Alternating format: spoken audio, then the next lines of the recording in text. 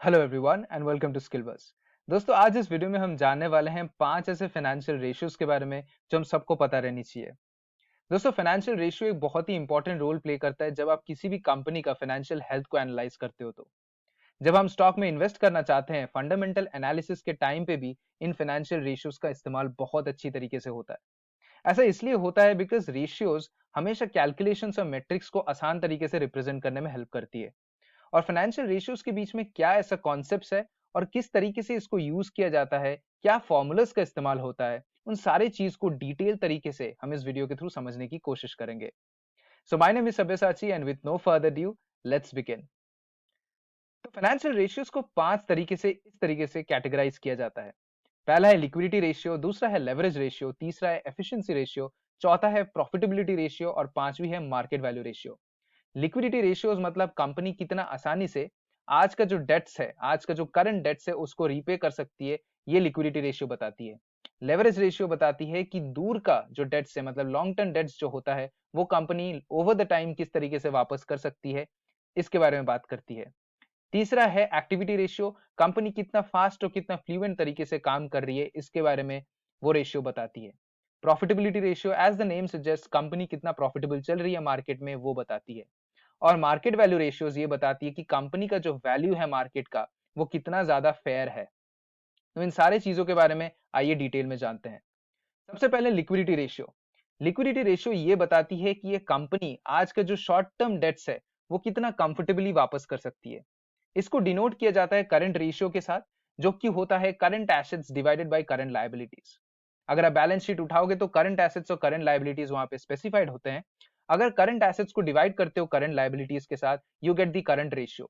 और एक कंपनी का जो करंट रेशियो है वो जितना ज्यादा होता है, वो कंपनी उतनी हेल्दी होती है। क्योंकि करंट रेशियो ज्यादा मतलब कि उसका करंट एसेट ज्यादा है, न्यूमरेटर ज्यादा हो रहा है, मतलब कि अगर न्यूमरेटर ज्यादा है तो मतलब कंपनी का जो कॉम्पिटेंसी है अपना करंट जो लाइबिलिटीज या फिर डेट्स उसको वापस करने का, वो ज्यादा होता है। इसी वजह से लेट्स से अगर कंपनी ए का करंट रेशियो कंपनी बी से ज्यादा है, it indirectly means that company A is more competent of giving back the loans. तो लोन देने में जो कंपनी ज्यादा कॉम्पिटेंट होती है, ऑब्वियस सी बात है, वो कंपनी इन्वेस्टमेंट के लिए ज्यादा सेफ होता है। इसलिए कंपनी का लिक्विडिटी रेशियो इसी तरीके से कंपनी का जो डेट रीपेमेंट का स्ट्रेंथ है वो बताती है। सेकंड है लेवरेज रेशियो। लेवरेज रेशियो ये बताती है कंपनी का जो लॉन्ग टर्म डेट्स है वो किस तरीके से कंपनी रीपे कर सकती है। डेट रेशियो में लायबिलिटीज ऊपर रहती है, इसीलिए डेट रेशियो जितना एक कंपनी का कम होता है, उतना कंपनी ज्यादा हेल्दी होता है। डेट रेशियो ये बताती है कि कंपनी का बैंकरप्ट होने का चांसेस कैसा है। अगर डेट रेशियो कम है तो कंपनी का बैंकरप्सी का चांसेस ऑब्वियसली कम है, बिकॉज कंपनी का जो टोटल लायबिलिटीज है वो कम है। तो लॉन्ग टर्म डेट्स जानना इसीलिए जरूरी है ताकि आपको ये समझ आए कि आपका जो इन्वेस्टमेंट है वो बैंकरप्ट नहीं जाने वाला है और आप अपना पैसा खोने नहीं वाले हो। तो लेवरेज रेशियो इसलिए काफी ज्यादा इस्तेमाल किया जाता है और काफी यूजफुल भी होता है, क्योंकि लॉन्ग टर्म में आपको एक अच्छा वैल्यू और एक अच्छा आइडेंटिफिकेशन एक कंपनी के बारे में देती है। Next is activity ratio. जैसे कि नाम बता रहा है, कंपनी कितना जल्दी अपने जो बनाए हुए प्रोडक्ट्स है उसको सेल्स में बदलती है, उसी के थ्रू आप एक बिजनेस को जज करते हो, राइट। तो उसी चीज के बारे में एक्टिविटी रेशियो बताती है। In other simple words, let's say कि आपका एक मिठाई का दुकान है। तो आज के आज अगर मिठाई बना के सारे मिठाई आज के आज बेच पा रहे हो, तो इसका मतलब यह है कि आपका बिजनेस बहुत अच्छी तरीके से चल रहा है, राइट। इसी तरीके से कंपनी का जो इन्वेंट्रीज होते हैं, जो रॉ चीज होती है, जो रॉ प्रोडक्ट्स होते हैं, वो जितना जल्दी सेल्स में बदल जाता है, उतना ज्यादा अच्छा कंपनी का एक्टिविटी रेशियो होता है। और कंपनी का एक्टिविटी रेशियो जितना ज्यादा अच्छा है, कंपनी उतना ज्यादा फाइनेंशियली हेल्दी है, राइट। तो एक्टिविटी रेशियो को किस तरीके से मेजर किया जाता है?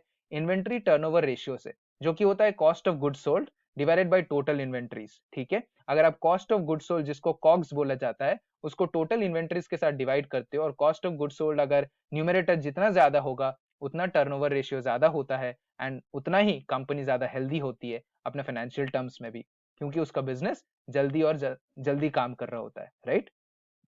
Next is profitability ratios. तो कंपनी प्रॉफिटेबिलिटी रेशियोज के थ्रू क्या बताती है कि कंपनी का प्रॉफिट मार्जिन कितना स्ट्रांग है। कंपनी का नेट प्रॉफिट अगर ज्यादा है डिवाइडेड बाय सेल्स रेवेन्यू, जितना ज्यादा न्यूमरेटर होगा उतना ज्यादा प्रॉफिट मार्जिन होगा। एक कंपनी का प्रॉफिट मार्जिन जितना ज्यादा होता है, कंपनी उतनी अच्छी होती है। लेट्स से कंपनी ए का प्रॉफिट मार्जिन अगर कंपनी बी का प्रॉफिट मार्जिन से ज्यादा होता है, तो ऑब्वियस सी बात है कि company A is a better option for you to get investment, because company A का जो प्रॉफिट है, जो डेली का प्रॉफिट है वो ज्यादा है, कंपनी के पास कैश अच्छा है, तो इसके साथ आपको अच्छा डिविडेंड मिलने का भी मौका मिल सकता है, और आने वाले टाइम पे आपका कैपिटल एप्रिसिएशन भी ज्यादा होगा। तो प्रॉफिटेबिलिटी रेशियो इसके थ्रू आपको एक स्ट्रॉन्ग आइडिया दे देती है।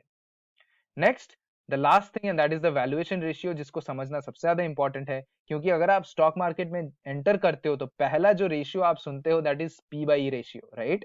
पी बाई रेशियो किस तरीके से कैलकुलेट होता है, उसके पीछे क्या कॉन्सेप्ट है, ये अच्छे से समझना। तो आने वाले जो 2 मिनट में मैं जो भी बोलने वाला हूँ, listen to it very carefully, ठीक है। तो वैल्यूएशन रेशियो का जो मेन इस्तेमाल होता है वो इसलिए होता है ताकि कंपनी का राइट वैल्यू समझा जाए। उसलिए अगर कंपनी फेयर है, जो वैल्यू मार्केट में दिख रहा है, जो शेयर प्राइस दिख रहा है, क्या वो शेयर प्राइस ज्यादा है उस कंपनी के लिए कि वो शेयर प्राइस कम है उस कंपनी के लिए, वो जानने के लिए ये वैल्यूएशन रेशियोज इंपॉर्टेंट होती है। अगर आप कोई भी कंपनी में जाओगे और उसका P ratio comparatively to the other company same sector में अगर कम है, तो वो कंपनी ज्यादा अच्छी है। क्यों, आप समझते हैं। सबसे पहले पी रेशियो निकालने के लिए अर्निंग्स पर शेयर जाना जाता है। अर्निंग्स पर शेयर मतलब सिंपल सी बात है, जितना अर्निंग हो रहा है डिवाइडेड बाय जितना शेयर्स है मार्केट में, जितना शेयर को आउटस्टैंडिंग है डिवाइडेड बाय, सॉरी, जितना नेट प्रॉफिट आउटस्टैंडिंग है per share, that is equal to earning per share. Simple सी बात है, अगर आपका 100 का प्रॉफिट हो रहा है और 100 शेयर्स है, तो आपका अर्निंग पर शेयर होगा 1 रुपए, ठीक है। तो अर्निंग पर शेयर को डिवाइड किया जाता है प्राइस पर शेयर के नीचे। जब भी किसी कंपनी का अगर एक शेयर प्राइस देख रहे हो, वो शेयर प्राइस के साथ जब अर्निंग्स पर शेयर को डिवाइड किया जाता है तो पी रेशियो आता है। अब यहाँ पे एक लॉजिक को समझो, जब प्राइस पर शेयर ज्यादा होता है, इसका मतलब क्या है, अर्निंग पर शेयर के कंपैरेटिवली जब प्राइस पर शेयर ज्यादा होता है, मतलब कंपनी ओवर वैल्यूड है। और जब कंपनी ओवर वैल्यूड है, आने वाले टाइम पे उसका कॉस्ट घटने वाला है, ऑब्वियस सी बात है, क्योंकि ये ओवर वैल्यूड है।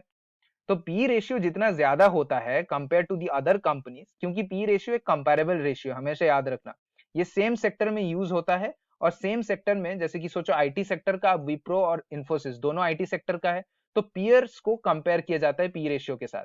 तो अगर विप्रो का लेट से पी रेशियो कम जा रहा है, इसका मतलब यह है कि उसका प्राइस पर शेयर कम है, अर्निंग्स हो रहा है लेकिन कंपेयर्ड प्राइस पर शेयर मार्केट में कम है, तो आप उसको कम में खरीद के आने वाले टाइम पे जब अप्रिशिएट करेगा, उससे आप अपना कैपिटल अप्रिसिएशन बना सकते हो।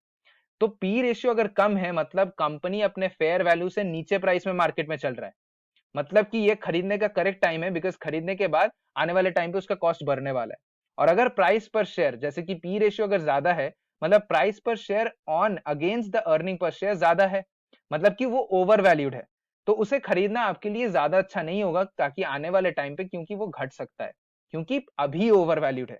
समझ में आ रही है आपको बात। It's just a concept of under valuation and over valuation. अगर कोई भी चीज अंडर वैल्यूएशन है, it's the best thing two by, क्योंकि आप कम प्राइस में उसको खरीद पा रहे हो, ताकि बाद में ज्यादा आपका अप्रिशिएशन हो, आपका ज्यादा प्रॉफिट हो।